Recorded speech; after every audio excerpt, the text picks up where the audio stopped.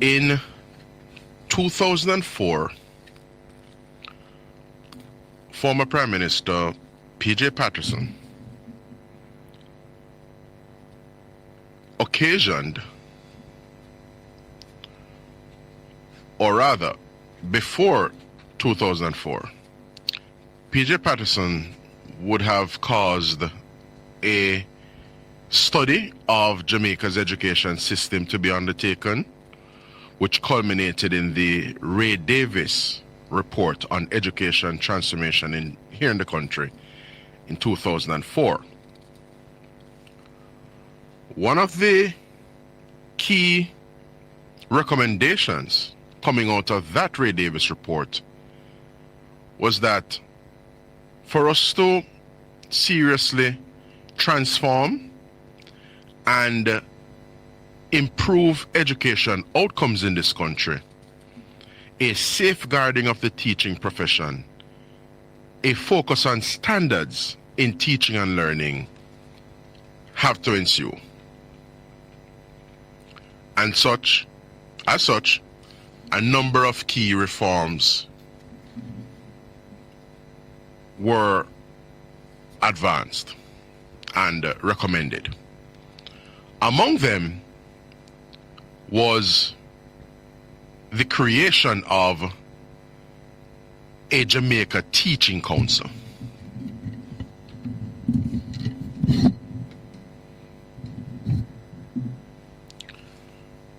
More popularly regarded as JTC. In medicine, in law, architecture, and in engineering, in nursing as well, these respective professions have their respective councils.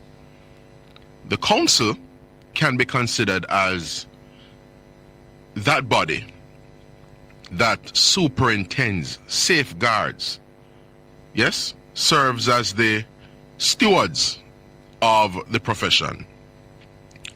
So in law, you want lawyers to be fit and proper and undertaking their work in accordance with what is expected of an attorney at law. Yes? The same with a doctor. You want a physician that is upholding the tenets of medical practice. The same applies for engineering. And so that's the general concept with respect to teaching. Because the truth of the matter is, while a number of other professions have barriers to entry or admission criteria, I should more properly describe it as, while there are well-established admission criteria for some professions, the teaching profession, to the extent that it does not have a teaching council here in Jamaica, we cannot lay claim as a country to having those admission safeguards at present. The concept behind all of this is not the oppression of teachers. It is not the victimization or doing an injustice to teachers. The notion of a teaching council here in Jamaica is really about securing the education outcomes we all desire. We all desire a Jamaica where our human capital, and in terms of the teaching and learning of our students, are being undergone in ways that will redound to and result in desired outcomes. A certified population, a highly skilled population, persons who are able to maneuver in the world of work. That's essentially what is at stake here.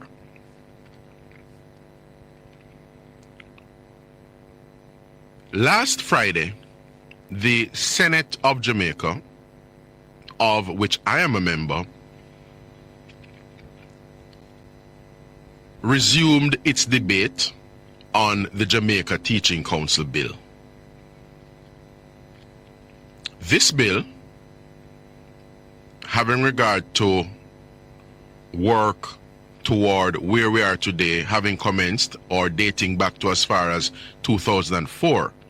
This Jamaica Teaching Council bill is to be considered as having had a considerably lengthy gestation period, no less than 2 decades.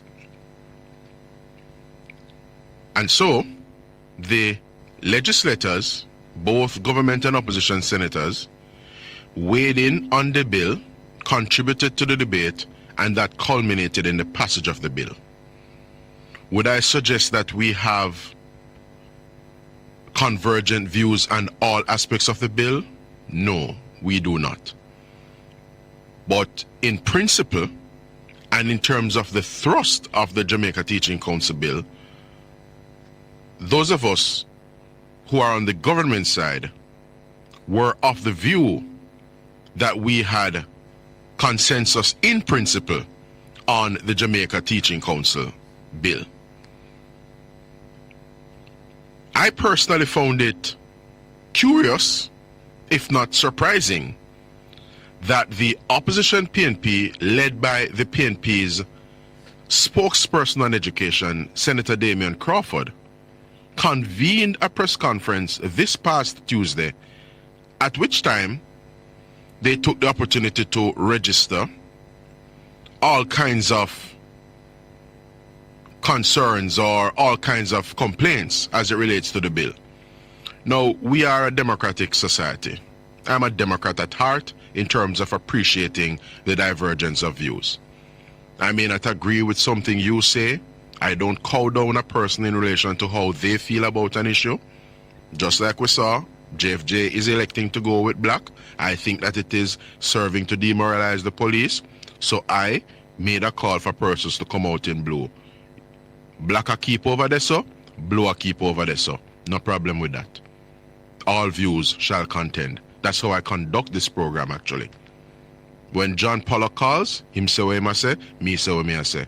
When Milton calls, well, Al calls, it's the same thing.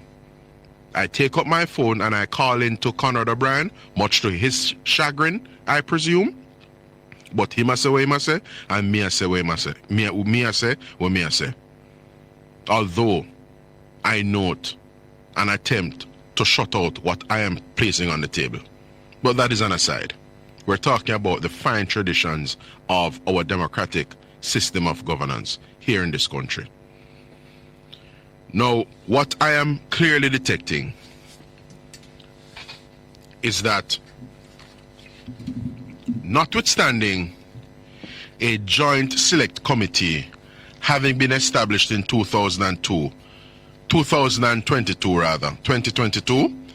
which comprised both government members of both the houses of parliament, of both the House of Representatives and the Senate, as well as opposition members of the House of Representatives and the Senate.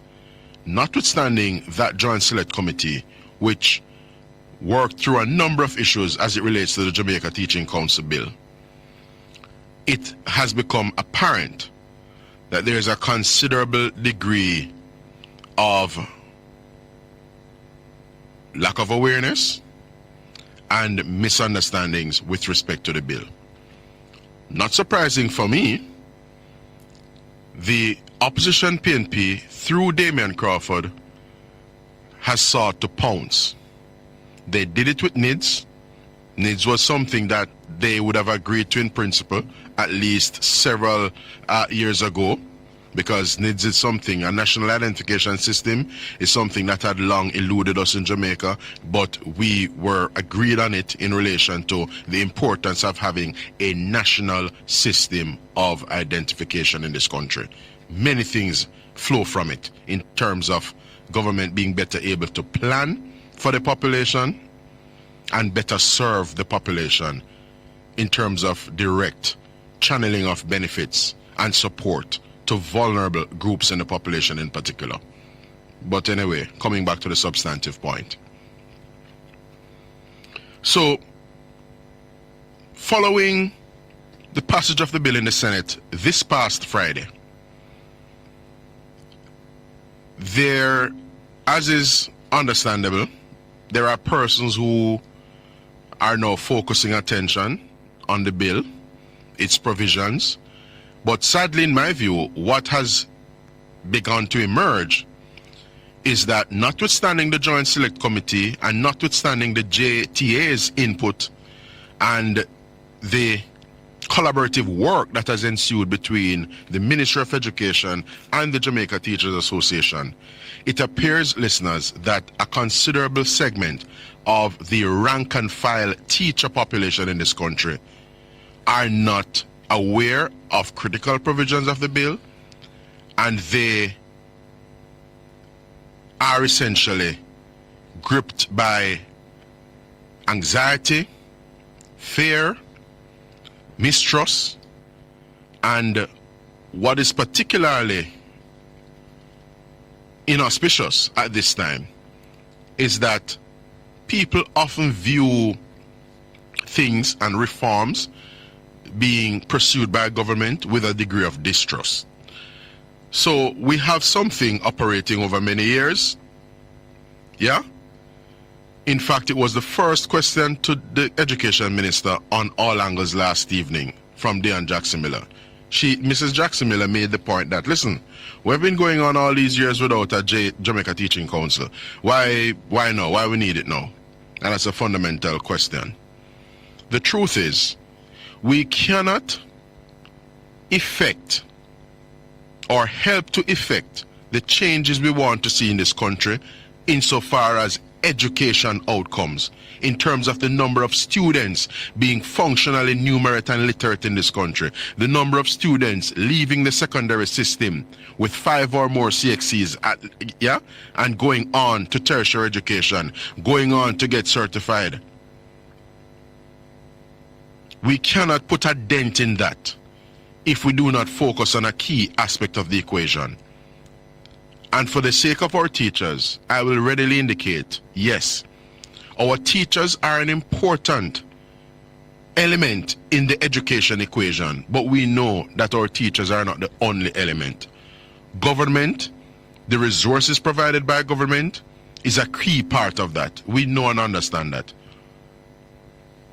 So I do not for a minute knock our teachers or put them down or castigate them for having concerns or even fears.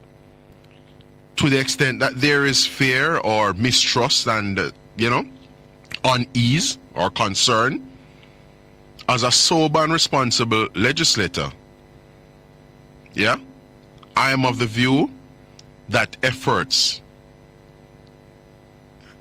have to be ramped up at this time to close that knowledge deficit, that knowledge gap. The JTA has been at the table. Its leadership has been.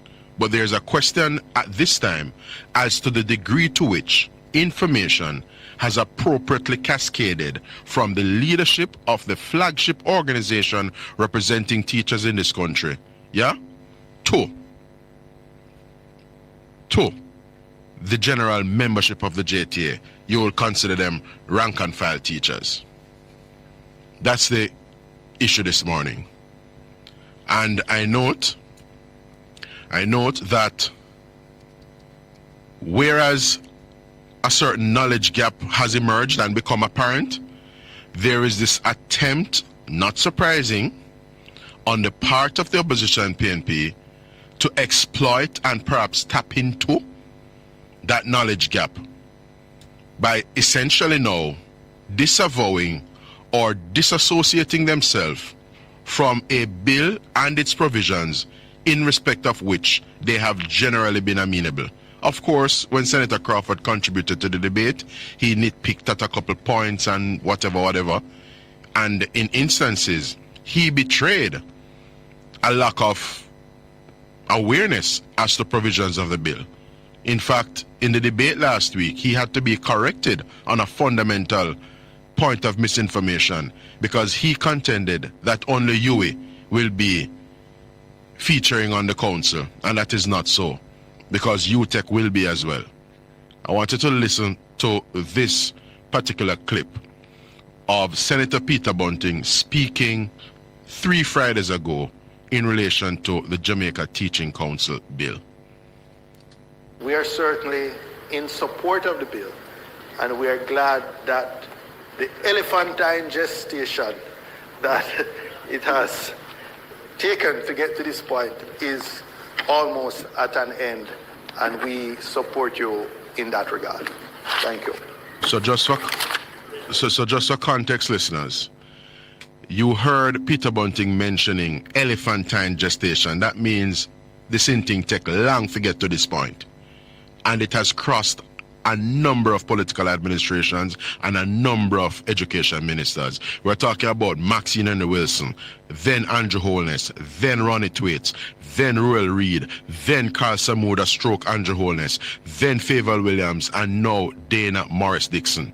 And each of those players, each of those persons who ran a leg in the relay, yes, different iterations of the bill, considerable degrees of consultation. So what you see Damian Crawford and the PNP seeking to come with now, it's really just expediency and opportunism. Just before we go to the break, we're going to play that clip again and have you hear from the leader of opposition business in the Senate when he contributed to the debate on this bill 3 Fridays ago. You're hearing Peter Murcott Bunting in his own words, signaling the parliamentary opposition's support for the Jamaica Teaching Council bill, which Damian Crawford has since come and has appeared as though he is disavowing or essentially disassociating himself from. This is Peter Bunting. In support of the bill, and we are glad that the elephantine gestation that it has taken to get to this point is almost at an end, and we support you in that regard. Thank you. All right, we go to the break and come back with more here on Straight Up. Do stay with us.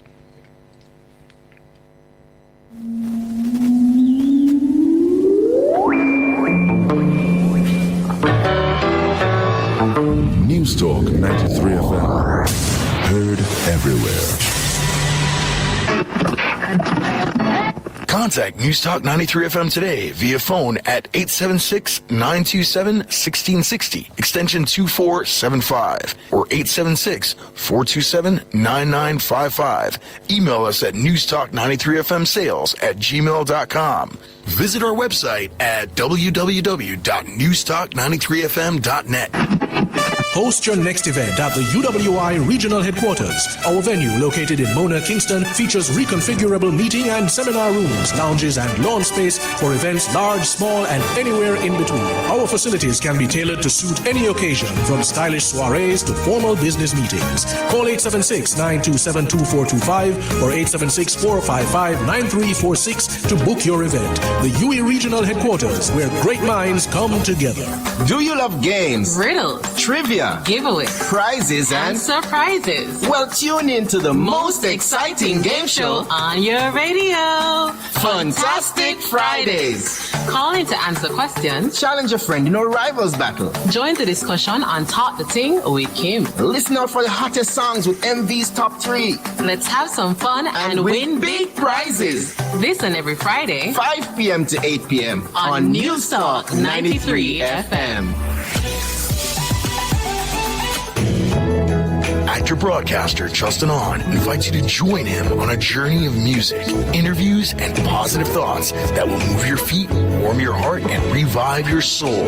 Tune in to the Vintage Lounge, Sundays 10 a.m. to 12 noon. The lyrics, the music, and the mood will take you back to the wonderful memories of days gone by. Pause a while, relax, and enjoy the Vintage Lounge, Sundays 10 a.m. to 12 noon on News Talk 93 FM. Heard everywhere.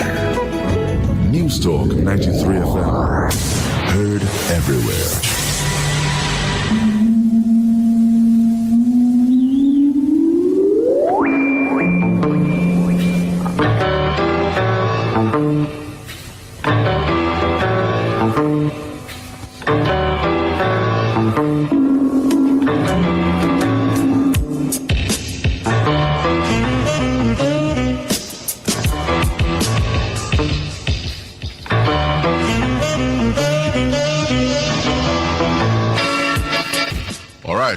back with you here on the sound of New Start 93 FM. The program is Straight Up, and I'm your host, Marlon Morgan. It is Thursday, May 1, and I am continuing my commentary. Very, very important matter here.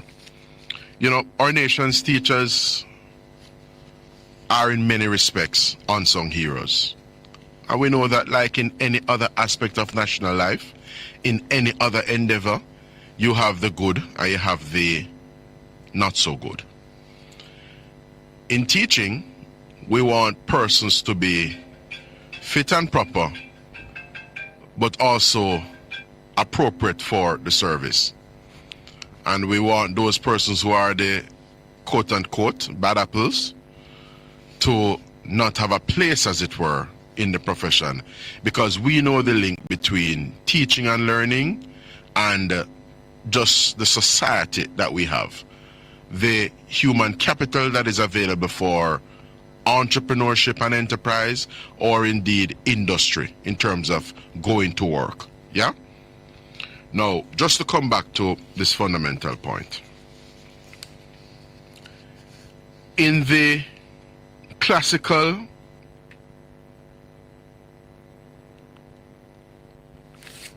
cut and thrust of parliamentary practice, you had both JLP and PNP members comprising the Jamaica Teaching Council's Joint Select Committee. I'm going to read out the membership for the listeners.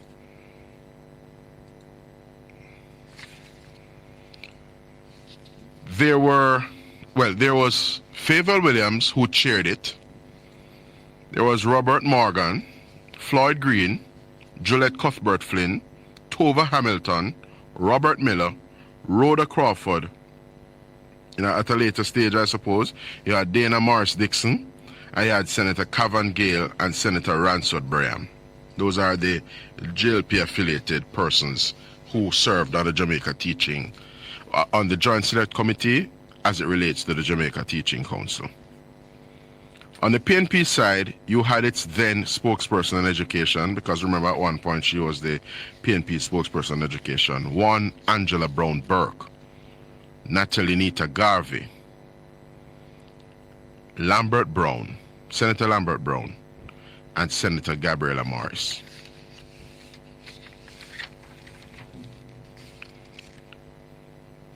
I think it was Favour Williams, Cavan Gale, and Robert Miller who distinguished themselves, listeners, in terms of attendance and participation at the Jamaica Teaching Council Joint Select Committee. Favour Williams, there were 45 meetings in total. Favour Williams attended all 45. Of the 45 meetings, Robert Miller of St. Catherine Southeastern attended 41 of the meetings. And my colleague in the Senate, Senator Cavan Gale, attended 44 of the 45 meetings. Yes? Natalie Nita Garvey attended only 2 of the meetings. 2 of 45 meetings. Natalie Nita Garvey, one of the rabble-rousers, one of the chatterboxes in the parliament, attended 2 of the 45 meetings. I remember it's education we're dealing with here. We're dealing here with education. Angela Brown Burke attended 5 of the meetings. I'm seeing here where Robert Morgan attended 5. He was shifted to another portfolio, as you may recall, at a certain juncture, moving from State Minister in Education to, of course, the Information Minister, and then in more recent times, Works Minister, basically. 2 meetings, Nita Garvey. 5 meetings, Brown Burke. These are opposition members who would not have had the obligations of government and executive functions and responsibilities to attend to.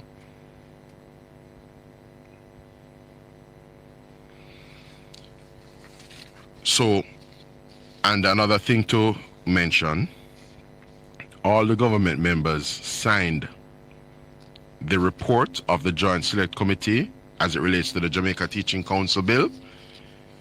None of the opposition members have signed this report, at least the report I'm looking at here, which is the report. Senator Gabriella Morris has not signed. Senator Lambert Brown has not signed. Mrs. Natalie Nita Garvey has not signed. Dr. Angela Brown Burke has not signed.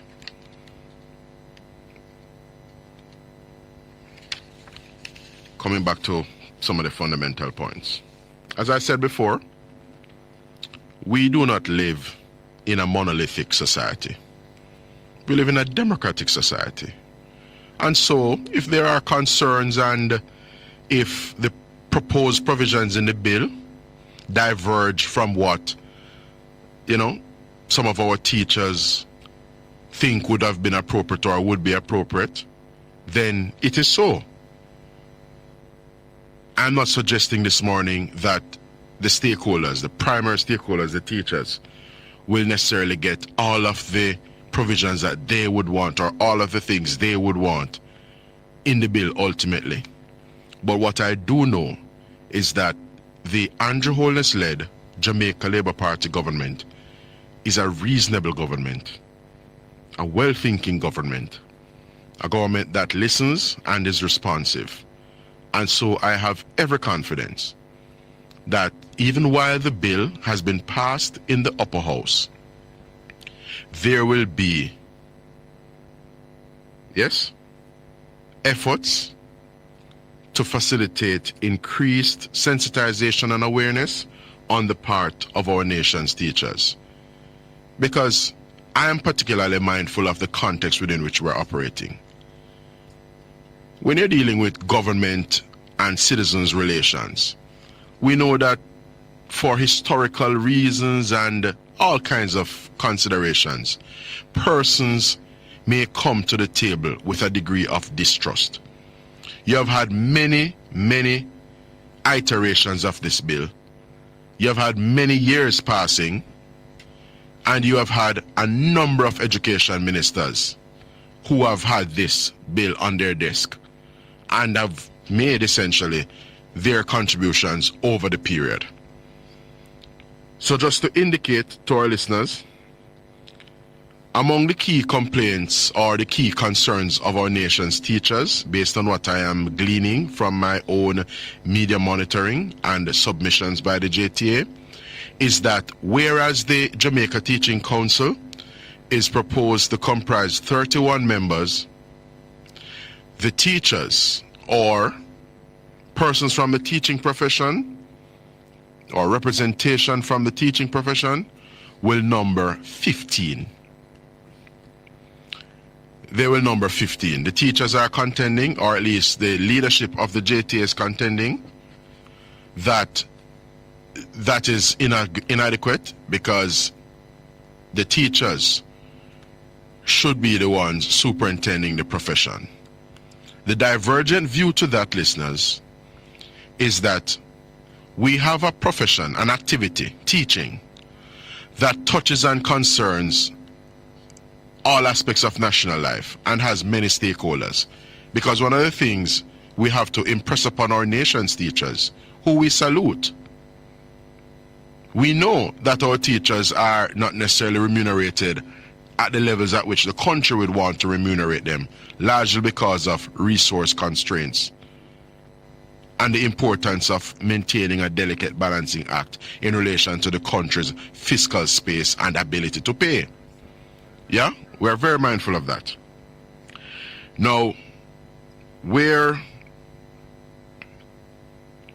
the teachers and that perspective of the number of teachers to be placed on the teaching council board, this 31-member board is concerned, the divergent view is that if you have the council overrun by teachers, it may work against itself in that You may have a compromise in accountability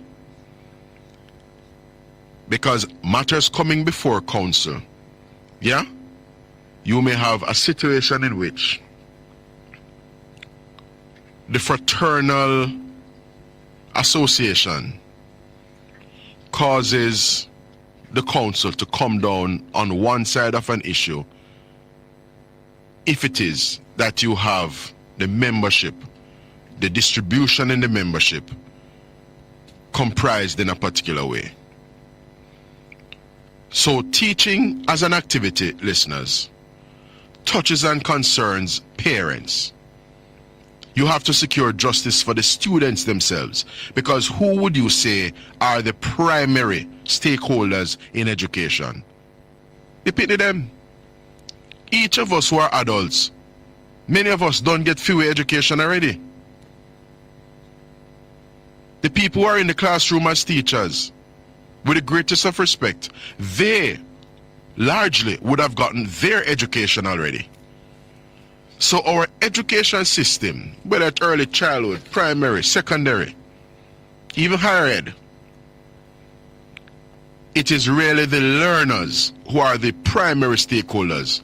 And so any discussion, listeners, as it relates to professionalizing teaching as a vocation, as it relates to reforming and safeguarding the profession by way of a Jamaica Teaching Council legislation and regime, you have to understand that the teachers are a very important component and a very important constituent in teaching, but invariably students, their parents, yeah, students, their parents, government, civil society, the churches and the trusts, because we have a number of church schools and trust-related schools like Titchfield and the Manning School and so on, and the Monroe College. Yeah? You have a number of stakeholders in education. The products of our education system walk into people's business place. So the private sector and industry are stakeholders in education. So education is a ubiquitous phenomenon. It touches and concerns everybody and every aspect of national life, bar none. And so, you can't necessarily just come to the discussion about the Jamaica Teaching Council in terms of how the council is constituted and comprised. Yeah? You can't just look on the composition of the council through the prism only of teaching. Because teaching impacts learners. Learners are a stakeholder. The parents are stakeholders.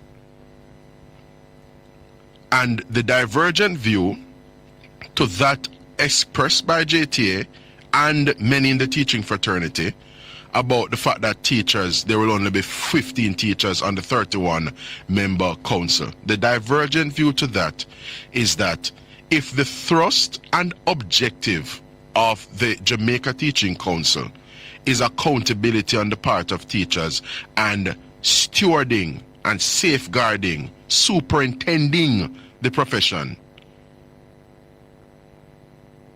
it wouldn't be prudent to have members who are from the fraternity in terms of teaching being in the majority in terms of the numbers, because you wouldn't want those considerations and fraternal associations and proclivities to impact decisions and determinations made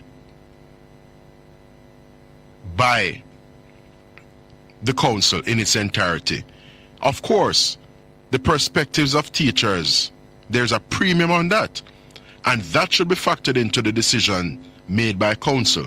But what we're simply saying, or what is simply being said as far as the divergent view is concerned, is that we want the teachers' say to matter, but we want the say of the parents, yeah, to also matter, and the say of the ecumenical groups, the churches and, yeah, other stakeholders to also matter. It's a very important concept. One of the other concerns is that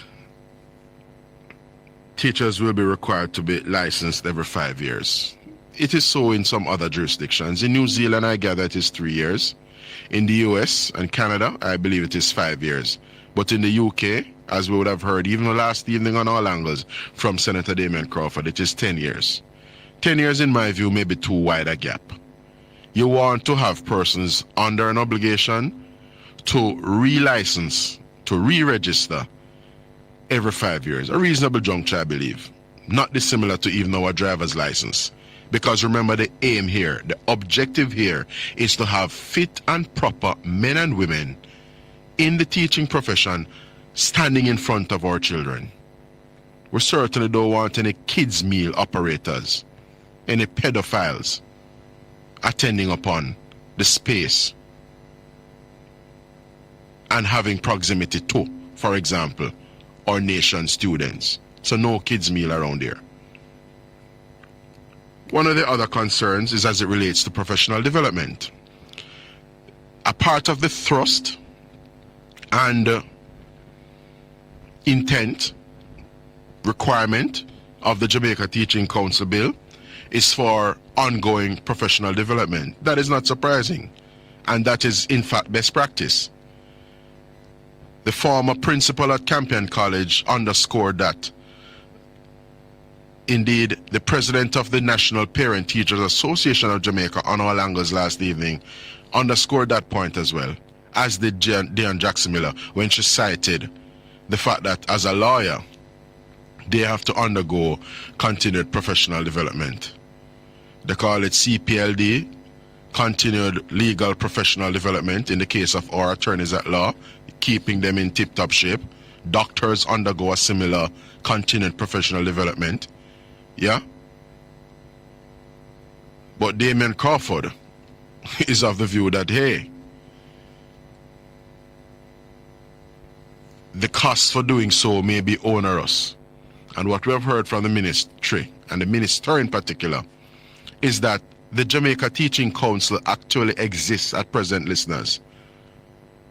The JTC will not be, as a secretariat that is, will not be a new outfit. They are a going concern. In other words, they are an entity that is already established and doing work. In fact, the Jamaica Teaching Council, headed by the Venerable Dr. Winsome Gordon, is in operation and has been in an operation for the better part of 2 decades now, at least 15 or so years now. Yeah?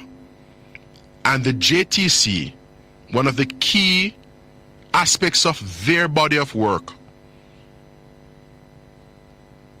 is fostering professional development, and they do so in a myriad of ways. All kinds of engagements, workshops, conferences, symposia, you name it. JTC does that as we speak. In fact, under the auspices of the Ministry of Education, you have the National College for Educational Leadership. And that college provides all kinds of courses in child-friendly schools, strategic middle management courses, you name it. And of course, it is NCEL that provides the training as it relates to preparation for principalship. They have 2 principal-related training initiatives. The APP, which is the Aspiring Principals Program, and they have the EPTP, the Effective Principals Training Program. So the Aspiring Principal Program is the program that persons who are seeking to make themselves eligible to serve as principals, they are aspiring to be principals. They are to satisfy and attain that qualification. They are to undergo that program before becoming so eligible. So that is the APP offered by the National College for Educational Leadership. And then there's the EPTP, the Effective Principals Training Program, which targets existing principals. So those principals who are in principalship but did not do APP they are engaged and employed to do EPTP because there are certain modules, there's a certain curricula that they are exposed to through NCEL to make them more effective principals. And this is not just about instructional leadership. It touches and concerns financial stewardship, yes, and a whole host of other considerations. Human resource management, because as you can appreciate, listeners, being the principal of a school is not merely about being a master teacher or someone who has distinguished him or herself as an instructor, as a teacher. When you're a principal, you're going to have to be the everything, which means you're going to have human resource, HR related competencies and skills. You're going to have financial stewardship competencies. So financial management competencies and skills are also important. You have to be a plant manager. You have to be a maintenance manager. Because depending on the size and resources at some schools, you do not have a dedicated member of staff attending to every aspect of school operations. Sometimes it is the principal who it falls to superintend certain aspects of the school. And so the general thrust, listeners, of the Jamaica Teaching Council bill is good. The idea is that teachers are very indispensable and very important. But the truth is, there are other stakeholders as well, and we have to factor the imperatives and interests in relation to those other stakeholders. And the primary ones that come to mind, of course, are the students. They, by the way, are sitting the PEP exam this morning. This is now day 2 of the curriculum-based test at grade 6 in PEP. Education is about our teachers, yes, but it is also, and even more so, about our students, the learners. They pick me them. We would not want to have a situation where they are done a disservice by having persons who do not exhibit competence to teach being in the profession and standing in front of them. We are where we are at as a country because we have had these historical deficits. Of course, we have fantastic teachers in the system. The vast majority of the teachers in the system, I would say, are good teachers. But we know that we have some among them who leave much to be desired. And for those persons who are mindful of the moment in which we're operating, yes, we're on the eve of general elections in this country, quite frankly. And those who will seek to exploit and maneuver politically because it is expedient and opportunistic so to do. The caution this morning is, listen, successive governments have had to contend with this Jamaica Teaching Council legislation. It is bigger than any political party in this country. It is bigger than each of us. Because education is very, very important to national development. And the quality of the teaching service, the accountability of the teaching service is essentially very, very important to securing the desired student outcomes and education outcomes. Too much is riding on this for Damien Crawford to just come with his gimmickry and joke thing. And I'm particularly delighted, and I must salute her this morning. Dion Jackson Miller took Damien Crawford to task last evening and showed him up for largely what he is and who he is. Someone who essentially gives you a lot of nice sounding bites and turns of phrases, but when you really interrogate what the gentleman says and the positions he espouses, you find that there is much left to be desired. Using the UK example, Why would we not want to have teachers under an obligation to register, to relicense each every 5 years, just like what we do with our driver's license? Because you will always have things changing over an intervening period, and you want to have new police record and so on. Why should we just take police record one time and done, as Damian Crawford was suggesting on All Angles last evening? Much to Dean Jackson Miller's chagrin. I must commend her on the conduct of that program last evening, quite frankly. But before we go to the break, I want to hear 2 more times Senator Peter Murcott Bunting in his own words. And remember, this man is the co-leader of the PNP. Make no mistake. Mark Golding is the president. Peter Bunting may be considered the de facto president. At a minimum, he is the co-leader of the PNP. And in a de jure sense, in a formal sense, we know that he is the leader of opposition business in the Senate. Let us listen 2 more times. Senator Peter Murcott Bunting, in his own words, as it relates to the PNP's position, or at least its then position, on the Jamaica Teaching Council bill just 3 Fridays ago. We are certainly in support of the bill, and we are glad that the elephantine gestation that it has taken to get to this point is almost at an end, and we support you in that regard. Thank you. We are certainly in support of the bill, and we are glad that the elephantine gestation that it has taken to get to this point is almost at an end, and we support you in that regard. Thank you. All right, thank you. Madam Producer, we run to the break.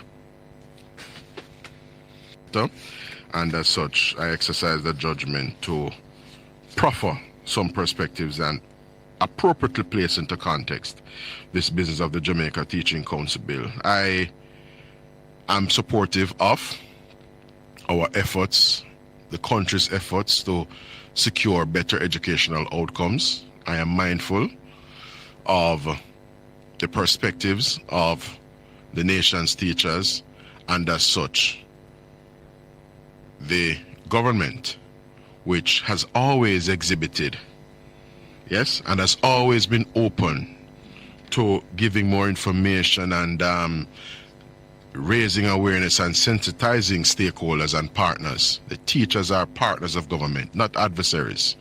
Yes, they are heroes and heroines in the classroom. In fact, we are on the eve of Teachers' Day. I believe next Wednesday is Teachers' Day. We know that the month of May is Child's Month, observed as Child's Month. Let me salute our nation's children. Can't wait for the Western Child and Adolescent Hospital to be complete. Yeah? And Education Week, I suspect, will be next week. So there's no rancor with teachers. And I'm delighted that teachers are utilizing the requisite and respective platforms, social media, traditional media, to register and bring to the fore some of the concerns that they have. Because the idea is that as we collaborate and partner together and hold hands, you will find that there is more commonality perhaps between us than there are differences. Anyway, the lines to participate on the program this morning: 212-9824, and there's also 462-0919. So we go to the phone lines. Good morning, caller. Welcome to Straight Up. Morning, Mr. Marlon. Hi, morning. The sounds like Marsh? Yeah, man. Yes, Chief. Morning. Morning, okay. Yeah, man. Yesterday, between you and me, before the phone hung up, so we have to be careful of cell phone. You might think you hang up, or you don't hang up. Well, indeed, because it's a call that brought a certain development to our attention. And yes, so I took the initiative to just apologize to the Broadcasting Commission and to indeed our listeners across the entire part of the country. I called to say I am very, very, very sorry. And I apologize to the listener, apologize to New Start 93, and apologize to you. Indeed, Such and to a the word, Broadcasting Commission as well. and to the Broadcasting Commission. Yes. I am truly, truly sorry. Tell you the truth, if me I talk one away, I can't use the word to you. Well, there but you go. It should not matter. It should not happen on the radio. Absolutely. And I am wrong, and I am sorry. Indeed, very, totally very accepted, Sir Marsh, because we know that in the cut and thrust of particularly political discourse, we from time to time we are so intense and but we have to be mindful at all times. I shouldn't take my cue from Parliament. Well, there you go. Especially this past Tuesday, where it was particularly heated and it really descended to some realm that it really ought not to have ventured into, including personal salvos and whatnot. Anyway, what's on your mind? Because such a pity we didn't get into the discussion yesterday. Remember yesterday I was weighing in on the crime issue, and I suspect you have some views on that. I must tell you, I hate hypocrisy. I hate it very much. Yeah. When I hear of Brian Chang, and I want to tell Brian Chang that I know that he's a founding member of JFJ, he can come and challenge that. And Delroy Chuck too, he can come and challenge it too. They're founding members of Jamaica for Justice. And I want to know how come all of a sudden they turn from Jamaica for Justice. Right? And now, look at this. Look at the level of hypocrisy. When the police supposed to get an increase and they have to stand up for their money, you don't hear people like the O'Brien Chang come out and defend the police. I've heard people say that about me. But we'll complete the point and I come back. No, I want to come around to you. When you go to the Senate, like tomorrow, bring out a private motion or however the Senate run, and to defend the police, that the police should get even the overtime money that they're supposed to get. If you defend them so much, you know that you and the others who come out and say they are in blue, will you guys come out and start to defend the police, or are you going to say it's PNP infiltrating the police force and causing them to behave like that? Excellent question, Sir Marsh. I believe it was this station that I was listening earlier this week and I heard that perspective. I think it may have been Tuesday morning. So just to be clear, on the matter of pay, whether it is compensation as it relates to salary negotiations or even this issue that is currently being worked through, overtime payment, I appreciate and accept, Marsh, that there are the respective established channels. The issues are actively and actually being treated with, and so it would quite frankly be superfluous and premature for me to attend upon the Parliament of the land with a private member's motion vis-a-vis overtime pay for police. As a person, I caucus with the government and I am mindful of the appropriate mechanisms being used by government to treat with outstanding obligations and, of course, salary negotiations with the respective public sector groups, my brother. I accept that. I totally accept that. Now, and to Mr. Holness, in 2006, I believe, or 2007 thereabout, he came out against the police and said 9 killings since last year. And the time when he said it was sometime in June, and he said 9 killings by the police, and he upset about the whole thing. This time is 109 now. Well, Andre said 109. So no longer 106. Even when you were saying 6 yesterday, the one at Grand Spend. Yeah, you never put that in time. Oh yeah, because all right. Africa, well, no, we don't want to move from that just yet, because Africa mentioned that something in Grand Spend, but alas, the numbers move as we know, and so it is estimated to be at 109 at present. All right, so I want to come with the Holness matter now, Sir Marsh. Very important issue. I was making my way to Broadcast House here this morning, and while I was on Washington Boulevard, I was listening to Andre Stevens' program of last evening. Yeah? So let's be very clear. There's a fundamental difference between today and 2007. And I will not even ask you, I will just provide you with information as to what the fundamental difference is. In a dispensation past Sir March, we had considerable vexation and angst in the country as it relates to the police and the observance of human rights, the adherence to human rights, the adherence to professional discharge of their work. And of course, what we had was a particularly frustrating situation of the police investigating the police. The fundamental difference, courtesy of Orette Bruce Golding, between 2007 when Andrew Holness made those remarks and 2025, yes, is that we have a thing called INDICOM, an appropriately established and resourced organization, so that if anyone, whether it is Mr. Marsh, Marlon Morgan, Andrew Holness, or Mark Golding, have an issue, they can go to INDICOM with a statement, and you may well find, as it is in many instances, the version of events provided by the person making a statement to INDICOM conflicts with that of the police. But a determination will be made ultimately based on and informed by evidence. No, sir? Mm-hmm. So that's the difference, my G. Okay, you see, let me explain something to you, Sir Marsh. And I told Colin Bell it some time ago. You see, when Colin them get the talking points from Ralston Hyman, and when people like Andre Stevens speak, they will talk in a superficial way. They don't dig beneath the surface to understand things in a bigger, more complex way. So as a propagandist and as a little theater master, he comes and engages in theater. So he will talk about what Holness said in 07, a very superficial person, because many persons who you see, my brother, you have to be operating on a deeper level. I told it to my wife last evening as we sat and watched All Angles. Dion Jackson Miller, my brother, exposed what I knew all along with Damian Crawford. Damian Crawford is a very superficial operator. You have to kind of deep and nimble when you are doing an interview and can bat and this and that.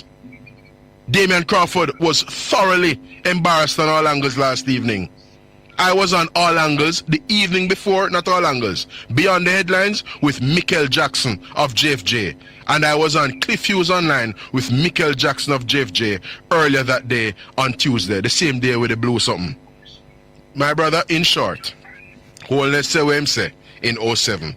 The fundamental difference between 07 and today is that we now have organization in which we can repose optimal trust and confidence, because they're not in the squaddyism and the squaddy syndrome. So if a policeman, based on where the evidence leads, is in error, that will be brought to the fore and appropriate action will be taken. It is not for Michael Jackson to be operating in a preemptive way, because you cannot be about justice and be Jamaicans for justice and you don't respect due process. The 109 police killings. Yeah, man, go ahead, listen to me now. Mm-hmm. You say a whole heap of something and you're still not nothing else. True, yeah, that's fine. Yes, all the INDICOM argument. Mm-hmm. When INDICOM brings something against the police, a man is 20-year-old and the police abuse him. And INDICOM try to do something about it. And the court system takes so long till all when the man reach 35 years of age, the case can't come out. Justice delayed is justice denied. Sir Marsh, have you heard any recent updates regarding the dispensation of justice generally? Because I'm not speaking about INDICOM only. And I accept that INDICOM has registered frustration vis-a-vis the wheels at which justice turns in the country. But in terms of capital investments in the criminal justice system, well, in our justice system, Sir Marsh, in terms of improving courthouses and so on, and the Chief Justice's own work, from a court administration standpoint and a criminal justice dispensation standpoint, there have been considerable improvements and clearing of the backlog of cases. So the wheels of justice are moving much better now, because on Tuesday, Sir Marsh, Horace Chang presented a table where he showed in dollar terms investments in crime fighting in the country, which is separate from justice, right? But you know what, I turned to Abka Fitzenley and Tom Tavares Finson and said, as we sat in the well of Parliament on Tuesday, I said to them, this is something I've always said about the PJ Patterson years. PJ Patterson neglected those things that were not quote-unquote sexy election-winning things. That is what caused the considerable deficits that we have in the country. Hold on now, Marlon. How long now PJ Patterson leave out? Almost 2 decades. Almost 2, and you still have to blame him. We're talking about current affair, right? Yeah, man. We're talking about the situation with the police. Once upon a time, when the police the court system, you're not talking about now. The fact that, yes, man. May I mix everything and tell you. Slow. Well on. Once upon a time, when the police go up on a mission and shoot out one, they would pick up the spent shell. When last the police, after these set of killing that go on with the police bring any spent shell come in? You have to, no, we tell you say no, no matter about no, but you can't answer that, Sir Marsh. Hugh Faulkner would be best placed to answer that. In other words, Marsh can answer, no, but I wouldn't repose any confidence in what Marsh or Al or any other person out there feels. I want to hear from the competent authority. I want to put something to you, though, Sir Marsh. I want to put this to you. I don't want to miss that point. Sure, go ahead. Make the point and then I come back to my point. I don't want to miss this point. That's fine. I heard some of your people them outside they were dressed in blue, calling the Jamaican for Justice people's murderer, which is garbage. And you guys should teach the people them how this thing go, right? Some of you, I'm here up to the Prime Minister side and the Minister of Justice. The Prime Minister stand with the police. Yes, me know no better than this. You're not going to say that when citizens been murdered, JFJ don't say anything. I don't know say the thing no go away there. JFJ don't get government money. They get their money from a non-governmental organization in order to. Excellent. But listen, listen this. Yeah. They don't get money to go out there and defend the police. That's not JFJ duty. Right. So pause a minute, Sir Marsh. The people who supposed to defend the police is the Police Federation. That is their job. Because the Police Federation, you ever hear the Police Federation come out and defend the citizens when police kill them? All right, so let's look into this. No, we want the people them get the point. No, you don't expect the Police Federation to come out and back the point some more. So Marsh, allow me to, because we have a reasoning, Zine, I want to interrogate this point some more now. Watch me now. Zine? Jamaicans for Justice are a human rights lobby group. Human rights apply to all humans or some humans? Now why you answer that, Sir Marsh? It's an ARB question, a PEP question. All humans. All humans. Zin? So although police are police, and other people, including the victims of crime, because one of the things you will hear from JFJ a lot is that the people being detained by police and whatnot are poor black Jamaicans who constitute the vast majority of victims in this country of crime, Sir Marsh. Is it not poor black Jamaicans from depressed or marginalized communities? Are they not primarily the victims?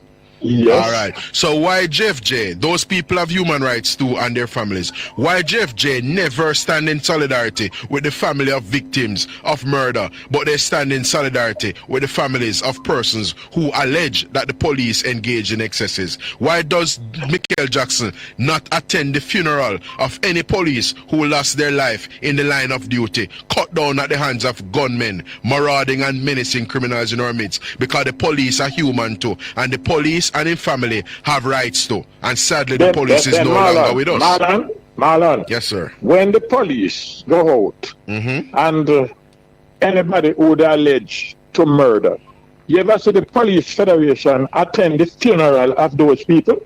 Because the Police Federation doesn't profess to be a human rights and a all of Jamaica organization. Michael Jackson professes to be the human rights czar in this country, which is why I put the PEP question to you a while ago. If human rights apply to A, some humans, or B, all humans, and you circle the correct answer, Sir Marsh. You circled all humans, and so you're right, and you pass your PEP exam, and you have earned a place at the Great Kingston College. Put on your purple tie and forward, go up to the school. No, but listen, Marlon. Yes, sir. Listen. Yes, sir. You're twisting the thing and trying to twist the brains of people. And you can't do those things with anybody. I try to come with a mandate, you know. In a case, in court. Yeah. In a case in court, I retain my lawyer, paying my lawyer my money, right? That's right, yes. No, the accusing of the court or the other person. You think my lawyer can take my money and go defend the next person? Because your lawyer now profess to be the lawyer for everybody. It's a simple difference I'm pointing out, Sir March. Michael Jackson says she wears cape. She's a heroine. And Jamaicans for Justice, they are a human rights lobby group, and everyone away a human being. Because me as long as I talk to you, I don't know that I am anything other than a human being. Some Jamaicans will have all kinds of choice descriptors for me, fine. But so I'm not fazed by that. You are saying that after the people them give Michael Jackson their money for when the state abused them, she must also go and defend the state. I never suggest I should defend the state. But However, you have to stand in... No, all right, so Sir March, watch this now.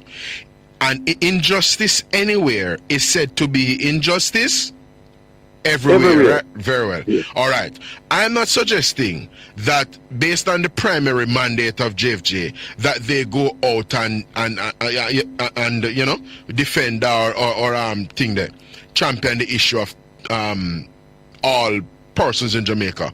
However, the fact of the matter is that they have never, as much as in my view, stood in solidarity with the bereaved family of a grieving policeman. I've never seen Michael Jackson. I have been to the funeral of slain policemen time and again. Yes, my own father was a policeman. Thankfully, he was never cut down or, you know, did not come to be cut down in the line of duty. So the fact of the matter is, Sir Marsh, the point is that human rights apply to all humans. Yes, but Marlon. Yes, sir. Look at it this way also. When the police cut down anybody and the people them come out and tell you how the situation go, you see anybody from the Police Federation attend those persons funeral? You don't expect them to do that, Marlon. Come on. But they don't profess to be. They profess to be not the defenders of the we call it.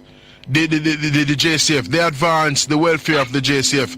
They are not a human. In other words, Marsh, I accept that irrespective of me going it over and saying it 5 million times, yes, you are not accepting the fundamental point that all of us are humans, and therefore if somebody's going to stand on a soapbox vis-a-vis human rights, it has to have universal application. And I'll go further by saying this to you, Marsh. There is no greater manifestation of the hypocrisy and the absurdity of JFJ than what we saw on Monday. Michael Jackson, a few weeks ago, Sir Marsh, called upon Jamaicans to wear black on Tuesday, April 29 to register their protest to police violence. I made a call this past Monday for persons to wear blue to stand in solidarity with the police. What did Michael Jackson accuse me of doing, Sir Marsh? What did she say about my press release and my call?